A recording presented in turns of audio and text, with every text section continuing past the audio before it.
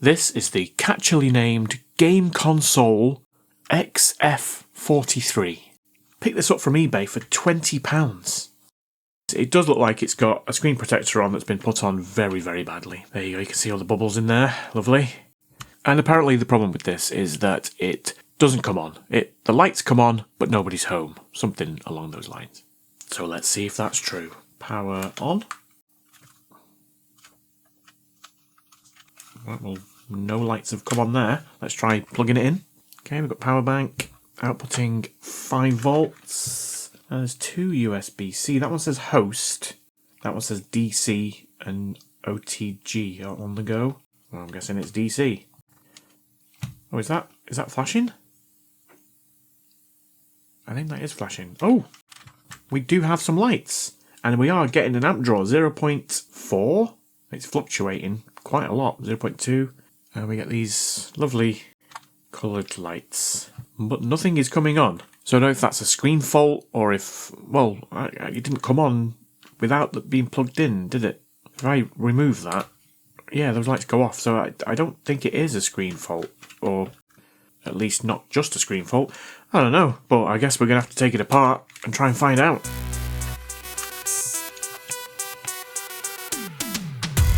XF43, catchy name, lights are on but ain't no game.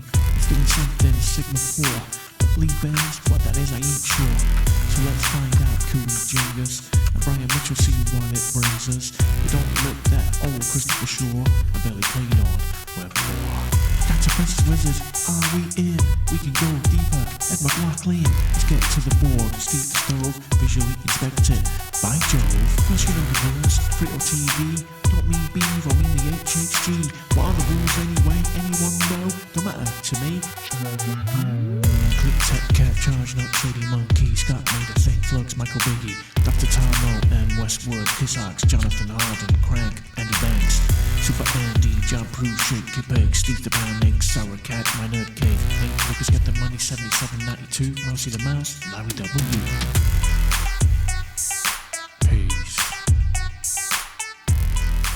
You know what, it seems actually quite well put together. Circuit board's quite nice as well. Well, let's get it under the microscope and we'll do a... Oh, I didn't take that out. Probably should have done. Let's do a visual inspection. Right, this is where the USB power comes in. DC OTG. That must be the LEDs there. There's a lot of gloop on the board. Well, not a lot, but it's hard, so I don't imagine it's making any... Yeah, there's a bit there as well. Toshiba, whatever that is, and whatever that is. And a rock chip RK3128. Must be the brains. Let's hope that's still intact. Well, it all looks very clean, doesn't it?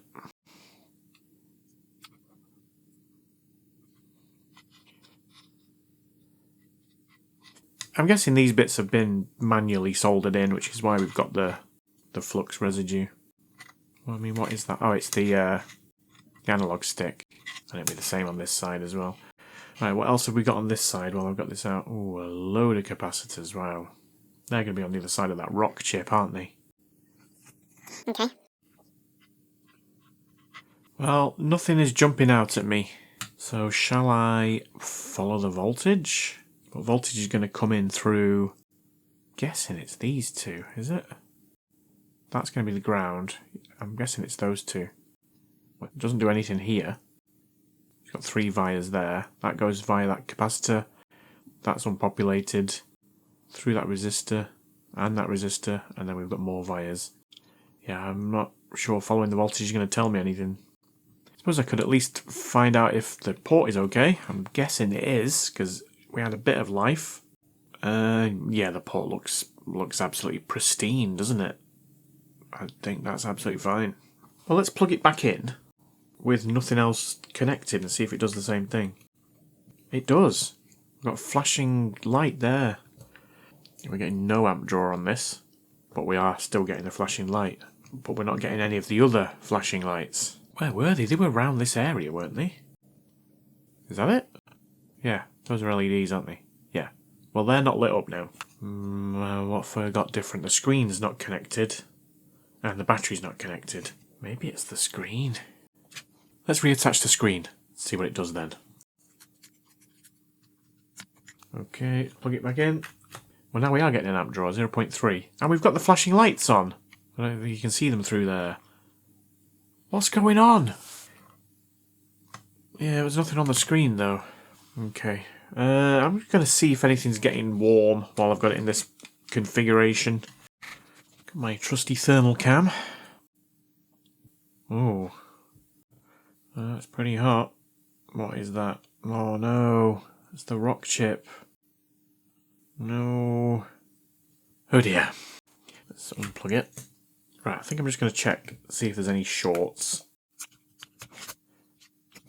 Multimeter in continuity.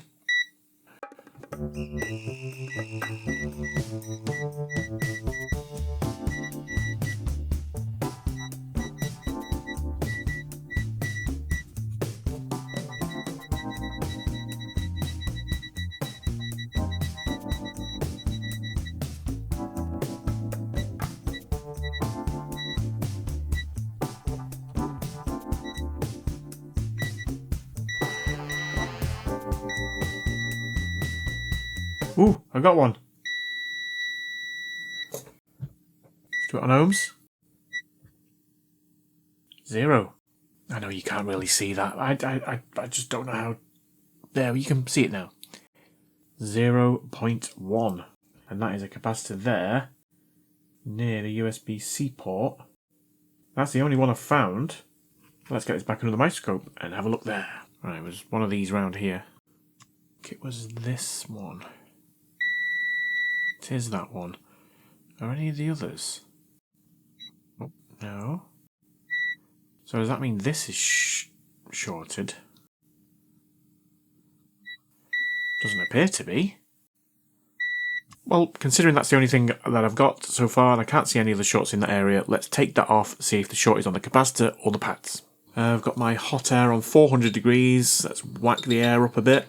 60 out of 120. Which by my calculations is approximately 50%.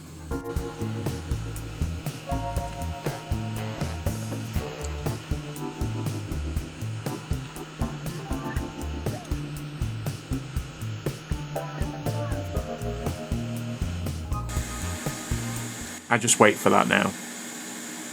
Just like that. Right, let's see if it's the cap. Oh no! It beeped and then it pinged. Oh, there it is. I thought I'd left it stuck to the pad, but clearly not. Right, don't make it ping. Don't make it ping. That's definitely shorted. Let's just check the pads. Pads are fine. I'm not going to know what that capacitor is, and I don't know how important it is. It might work without it, but it might not. I think what I'll do is I'll Google this chip, because it's directly linked to this chip here, which is a 4004A. Well, according to AI, the 4004A is a common low-noise, non-inductive boost converter IC. It says here, it's often used to produce a regulated 5-volt output from a 2.7 volt to 4.5 volt input. Typical capacitors used, capacitance range typically 1 microfarad to 10 microfarad. So 1 microfarad or 10 microfarad. Let's go 10. In fact, there's another one, isn't there? There's another one right here that does presumably the same thing. Let's see if we can measure that one. This might not work because it's in circuit. Well, that shows like 200 microfarad, so that's, yeah, it's in circuit though. I'm just going to go off what AI said and put 10 microfarad in, and then I can blame AI if it's wrong.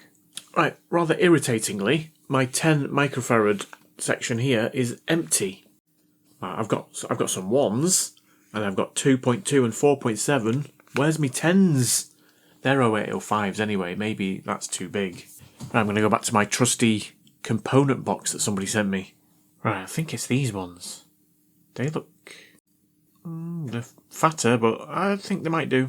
Right, I just want to make sure it's 10 microfarad. Can we do this without pinging away again? Well, it's 7.5. which isn't a thing on here, so I don't... I'm just going to put it in. Who cares?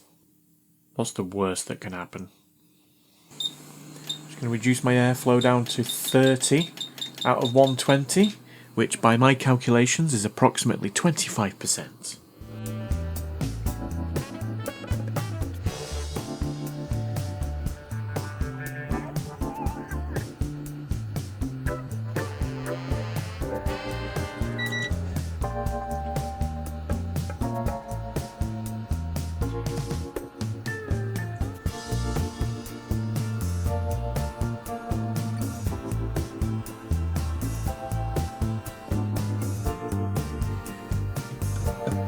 Just going to use some isopropyl alcohol, 99.9% pure.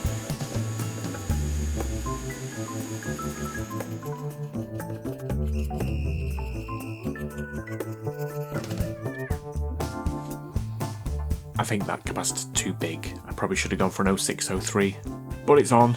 Right, so I think we just have to put this back together now, right? Or should I test it first? No.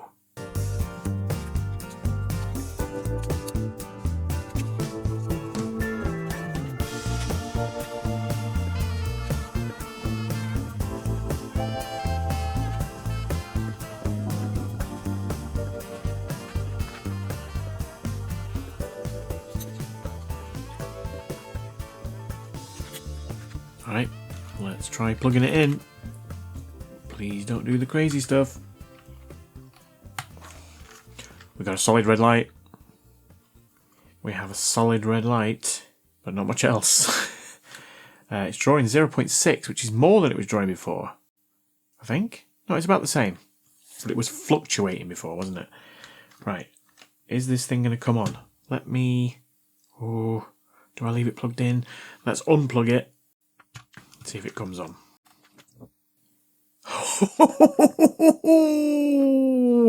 Oh yeah! Right, we've got the weird flashing lights, but we've got something on the screen this time, and we have a solid light, not flickering up here. Oh, look at this! Oh, it's like Batacera. Has it got games on it? Oh, it certainly has. Obviously, I own all of these games, so I'm perfectly fine to have them on here.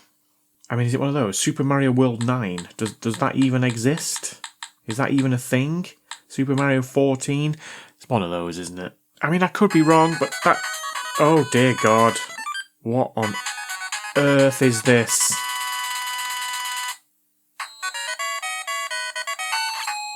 What is this?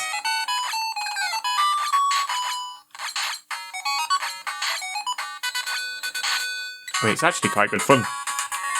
It's very loud. Right, well, I think what we should do is remove this horrible, horrible screen protector, right? Okay, are we ready? This is going to look good. Or is it?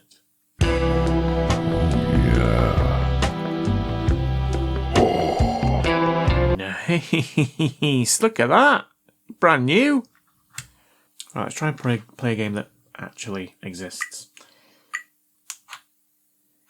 I can't read any of that, but I'm going to assume it was good. It's very loud. Oh, it's choppy. Yeah, it's not gonna play this, is it? No, it absolutely cannot play this game. Okay, no, thank you. This is all squished, isn't it? I mean, this is the problem with games like this, isn't it? Oops. I think this is meant to be on like a portrait mode, isn't it? Not landscape mode. So everything's all squished up. I mean, it's quite good fun. Oh, especially with those bullets. The screen's not bad either. I don't know what that noise is. I think I died. Shh. Right, well, it works, and it failed because of this. Well, I think we can all agree that Crazy Taxi 2 is a particularly stupid game, especially on this console, because it can't play it. Jolly taxi, sei sabe, little mamba, botei.